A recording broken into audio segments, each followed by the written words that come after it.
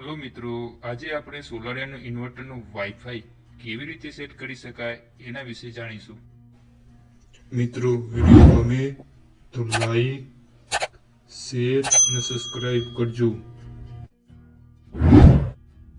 સૌપ્રથમ આપણે પ્લે સ્ટોરમાં જઈ સોલારિયન એપ્લિકેશન ડાઉનલોડ કરીશું. પછી સોલારિયન એપ્લિકેશન ઓપન કરીશું. સોલારિયન એપ્લિકેશનમાં નીચે ક્રિએટ નાઉ એકાઉન્ટ લખેલું છે તેના ઉપર ક્લિક કરશું. ઈમેલ આઈડીમાં કસ્ટમર ઈમેલ આઈડી લખશું. પાસવર્ડમાં પાસવર્ડ ક્રિએટ કરશું. ત્યારબાદ કન્ફર્મ પાસવર્ડમાં પાસવર્ડ રિપીટ કરશું. ત્યાર પછી નીચે ઓકે પર ક્લિક કરશું. ત્યારે રજીસ્ટ્રેશન સક્સેસફુલી ઓકે મેસેજ આવશે. ઈમેલ આઈડી લખેલું છે ત્યાં કસ્ટમરની ઈમેલ આઈડી લખવી.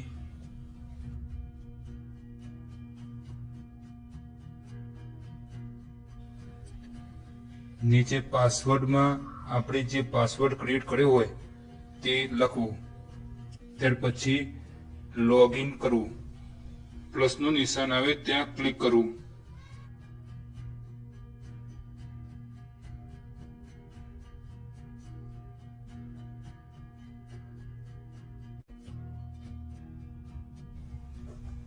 સિસ્ટમ સાઇઝમાં કેટલા કિલોવોટની સિસ્ટમ છે તે લખવું.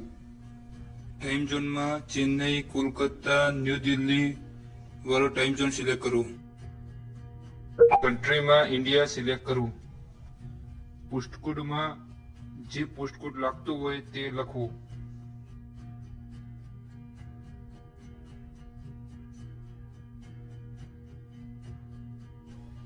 એડ ડિવાઇસમાં જઈ ઇન્વર્ટરને નીચે વાઈફાઈ સ્ટિક લાગેલી છે એને સ્કેન કરવી.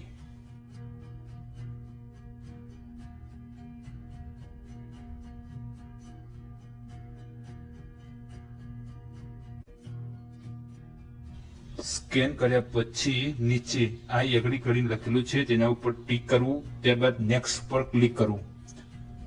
એડ સાઇટ સક્સેસફુલી લખેલો મેસેજ આવશે.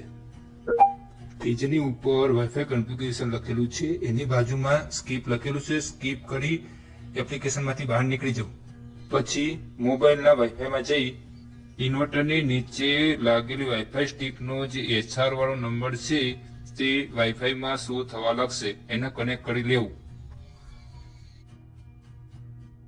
કનેક્ટ કર્યા પછી ગૂગલ ક્રોમ ઓપન કરવું. ગૂગલ ક્રોમમાં 192.168.10.10 ઉપર સર્ચ કરવું. પછી એક પેજ ઓપન થશે.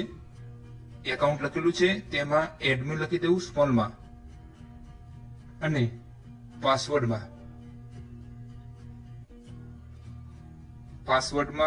વાઈફાઈ આપણે જે ઇન્વર્ટરની નીચે વાઈફાઈ સ્ટિક છે એનો જે SR વાળો નંબર છે એનો કેપિટલમાં લખી દેવું. ત્યારબાદ લોગિન કરી દેવું.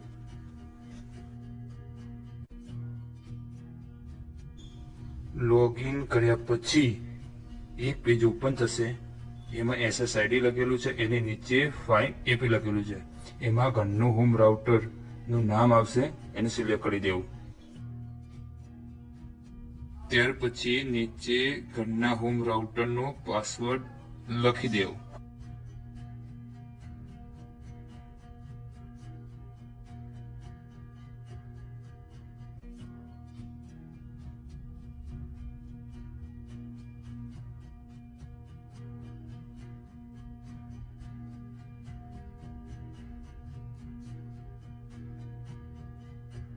ત્યાર પછી સેવ કરી દેવું. સેવ કર્યા પછી સેવ સક્સેસફુલી લખેલું આવશે. ત્યાર પછી વાઈફાઈ બંધ કરીને મોબાઈલ ડેટા ઓન કરી દેવું. ત્યાર પછી સોલારિયન એપ્લિકેશન ઓપન કરવી. 5 થી 10 મિનિટમાં એપ્લિકેશનમાં ડેટા શો થવા લાગશે. મિત્રો, એપ્લિકેશનમાં ડેટા શો થવા લાગ્યો છે.